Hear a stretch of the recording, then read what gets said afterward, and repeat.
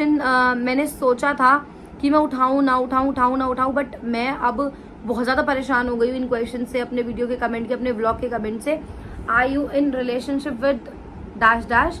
सो guys, अब इस चीज़ को मैं क्लियर करूँ। सबसे पहले मैं ये जवाब देना चाहूँगी, अगर कोई भी लड़की या कोई भी लड़का अपने मुंह से किसी चीज़ के लिए एक्सेप्ट ही नहीं कर रहा, वो बोल ही नहीं रहा, मैं बहुत सारे कमेंट्स, बहुत सारे मेरे को लेके वीडियोस बनाने वाले लोगों को, मेरे को लेके रील्स बनाते हैं, मेरी रील्स को किसी के साथ भी फोटोज जोड़ देते हैं।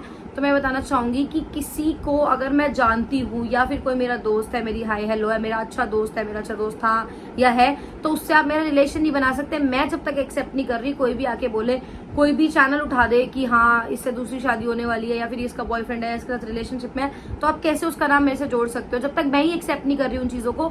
मैं आज भी कह रही हूँ, मैं कल भी कह चुकी हूँ कि चीज़ें रियल फेक बहुत चीज़ें होती हैं, ठीक है। मैंने कल भी यही जवाब था, मेरा आज भी ये जवाब है, मेरा इन फ्यूचर भी ये जवाब रहेगा कि मेरा किसी के साथ ऐसा कोई रिलेशन नहीं है जिसको बताने में मुझे शर्म आए या फिर ऐसा कोई गलत रिलेशन हो।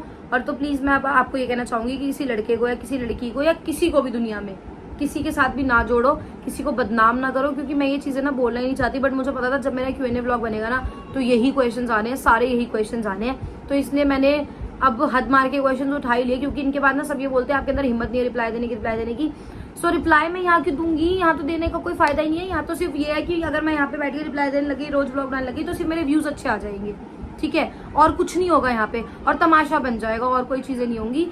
तो are you in relationship with dash dash का रिप्लाई आपको मिल गया। इससे रिलेटेड जो भी क्वेश्चन थे मैं यहाँ पे लगा दूंगी।